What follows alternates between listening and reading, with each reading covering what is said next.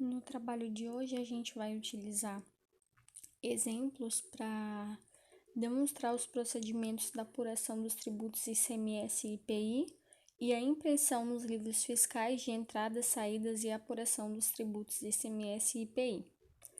Eu sou da turma de Laboratório de Práticas Fiscais e Trabalhistas, aluna Yolanda Fonteles Camilo. Bom, no trabalho a gente vai falar sobre esses procedimentos. E para utilizar como exemplo, a gente vai falar um pouquinho sobre a guia apuração, que na guia apuração nós vamos configurar a forma de apuração dos impostos conforme a escrituração digital, EFD contribuições, e para isso a gente prossegue de alguns passos. Como utilizado esse exemplo aqui que fala sobre a apuração do PIS e COFINS, mas acontece da mesma maneira para o ICMS e o IPI, quando nos parâmetros dos impostos eles estiverem informados do quadro calcular, conforme a escrituração digital, FD contribuições, ele deverá ser selecionado e caso contrário o sistema ele não vai permitir gravar e vai emitir essa primeira mensagem que fala que o cálculo dos impostos ele é permitido somente para empresas que efetuaram a apuração dos impostos PIS e COFINS conforme a escrituração digital EFD contribuições. Aqui no caso a gente seria ICMS e IPI. Caso no quadro a gente, conforme a escrituração digital EFD contribuições, esteja selecionado o título do cálculo dos impostos 4, 5, 17, não cumulativo, deverá estar como calculado na vigência correspondente e, caso contrário, o sistema ele vai emitir a seguinte mensagem. A gente vai selecionar essa mensagem que para calcular os impostos conforme a escrituração digital, os impostos 4 e 5 eles devem estar com o tipo calculado, deseja criar uma nova vigência para este imposto. A gente vai selecionar o quadro calcular conforme a escrituração digital FD contribuições para efetuar o cálculo dos impostos por produtos e selecionar a opção.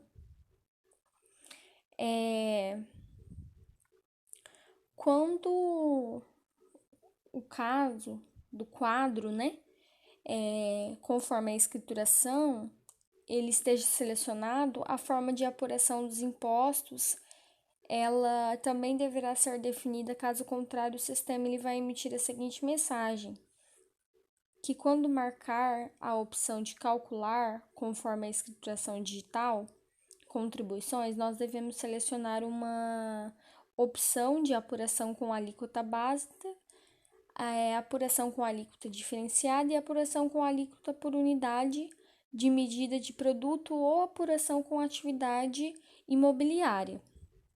Então, o que seria? A apuração com alíquota básica para fazer a apuração dos impostos PIS e COFINS com alíquota básica. A apuração com alíquotas diferenciadas é para fazer a apuração dos impostos com alíquotas diferenciadas. A apuração com alíquota por unidade de medida de produto é para fazer a apuração dos impostos com alíquota por unidade de medida de produto.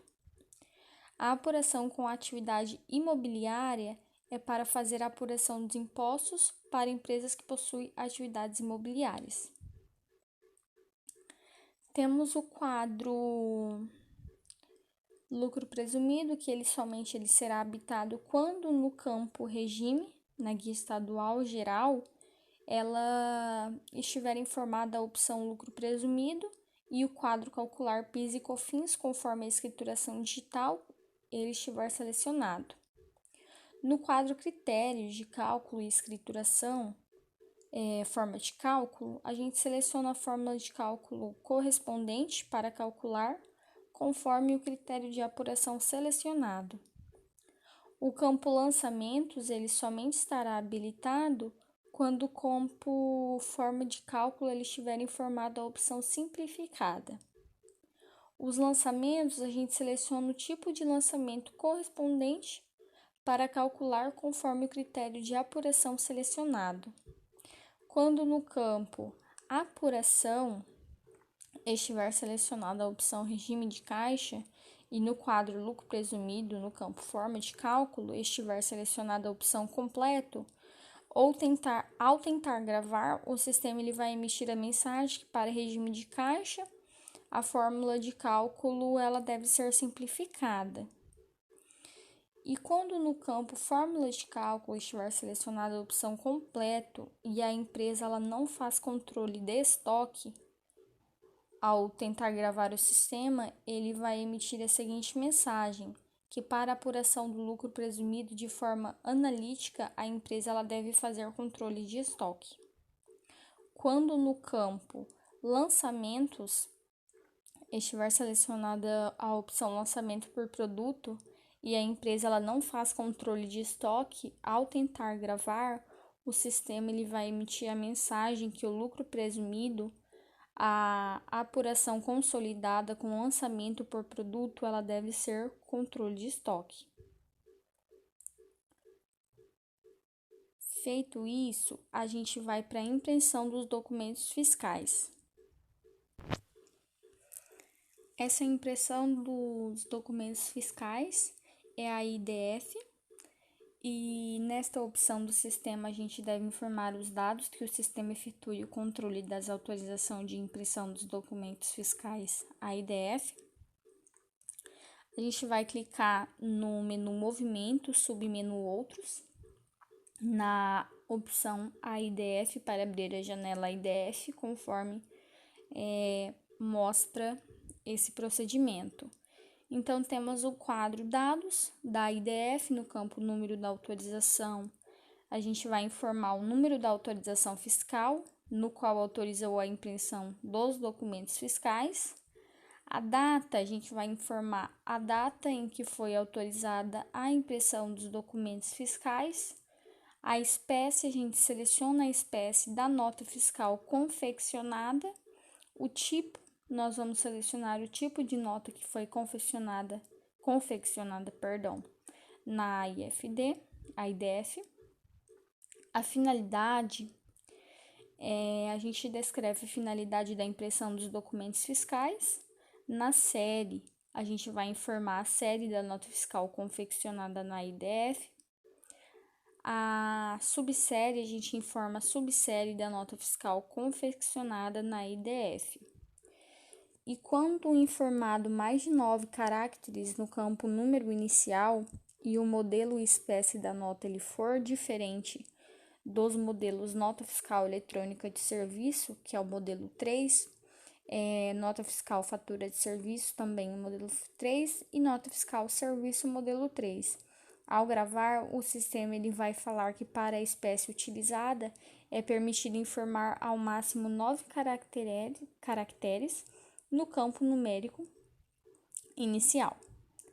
Então, o número inicial, a gente vai informar a numeração inicial das notas em que foi autorizada na IDF. Quando informado mais de 9 caracteres, então não vai ser permitido, como vai ser colocado. Temos um número final, que a gente vai informar a numeração final das notas fiscais em que foi autorizado na IDF.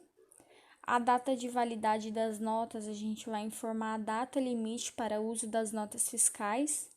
No quadro gráfica, a gente informa os dados da gráfica.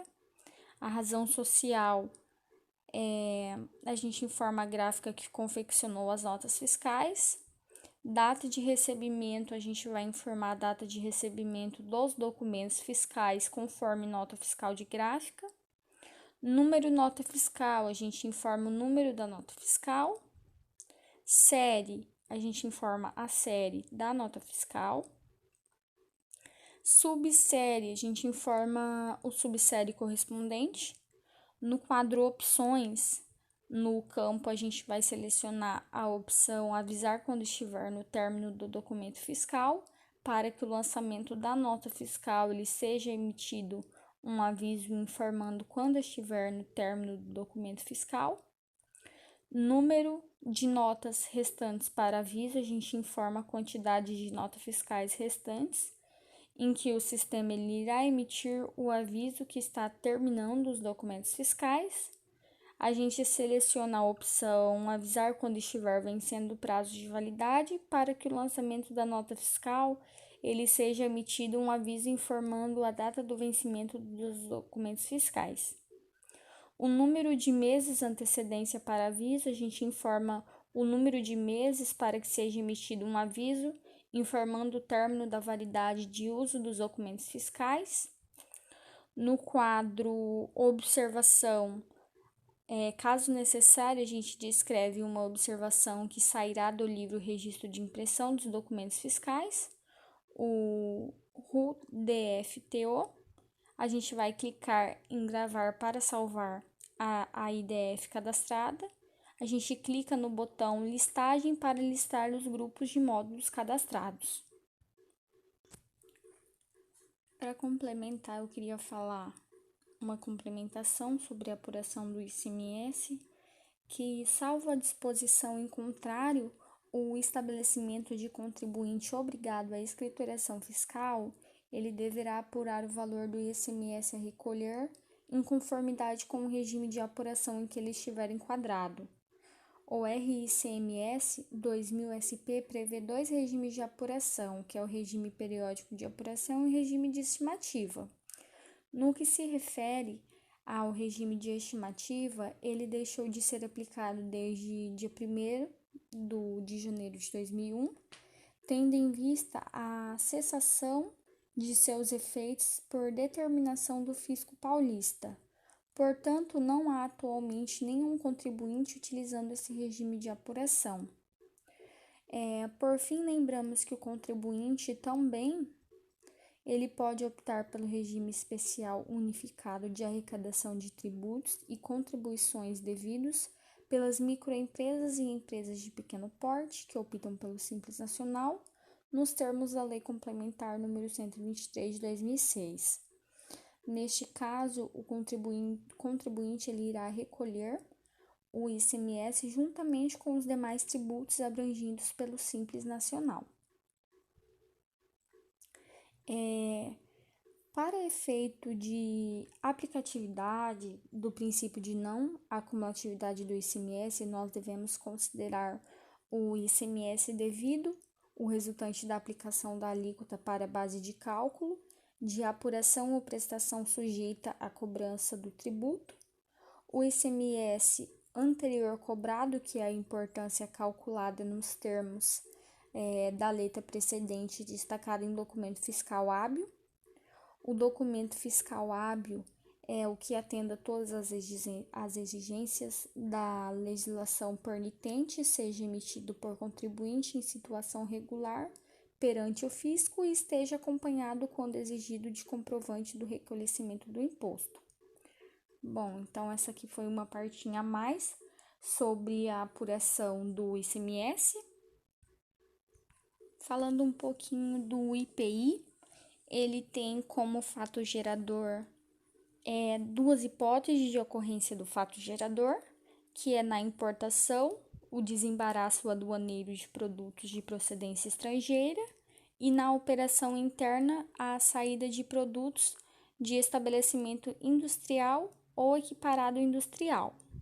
O contribuinte são obrigados ao pagamento do imposto como contribuinte o importador, aqui no caso a gente está falando do IPI, em relação ao fato gerador decorrente do desembaraço aduaneiro de produto de procedência estrangeira, o industrial, em relação ao fato gerador decorrente da saída de produto que industrializar em seu estabelecimento, bem assim quanto aos demais fatos geradores decorrentes do ato que praticar, o estabelecimento equiparado industrial quando o fato gerador relativo aos produtos que dele saírem, bem assim quanto aos demais fatos geradores decorrentes de atos que praticar. Aos que consumirem ou utilizarem outra finalidade ou remeterem a pessoas que não sejam empresas jornalísticas ou editoras o papel destinado à impressão de livros, jornais e periódicos quando alcançado pela imunidade prevista na Constituição Federal.